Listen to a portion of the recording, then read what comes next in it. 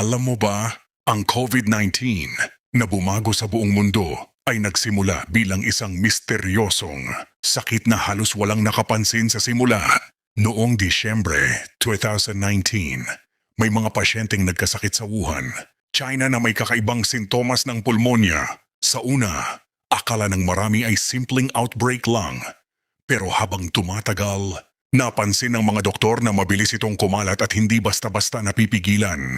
Pagsapit ng Enero 2020, natukoy ng mga siyentipiko ang bagong virus na tinawag na SARS-CoV-2. Sa bilis ng pagkalat nito, unti-unting nagsara ang mga lungsod, tumigil ang biyahe ng eroplano, at nagbago ang takbo ng buhay ng bilyon-bilyong tao. Noong Marso 2020, idineklara ng World Health Organization ang COVID-19 bilang isang global pandemic. Sa mga sumunod na buwan, naranasan ng mundo ang lockdowns, social distancing, at pagsusuot ng face masks. Maraming negosyo ang nagsara, maraming buhay ang naapektuhan, at milyon-milyon ang nagkasakit. Pero kasabay nito, nagkaisa ang mga siyentipiko sa buong mundo upang makagawa ng bakuna sa pinakamabilis na panahon sa kasaysayan na karaniwang inaabot ng maraming taon.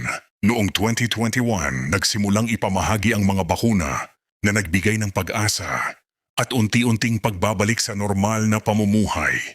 Ngunit kahit ngayon, ang COVID-19 ay nagpapaalala kung gaano kabilis magbago ang mundo at kung gaano kahalaga ang agham, kalusugan at pagkakaisa. Sa tingin mo, ano ang pinakamalaking aral na natutunan natin sa pandemic? Comment muna sa baba. At kung gusto mo pa ng mga ganitong kwento, follow mo lang ang page para sa mas marami pang history at kaalaman ng mundo.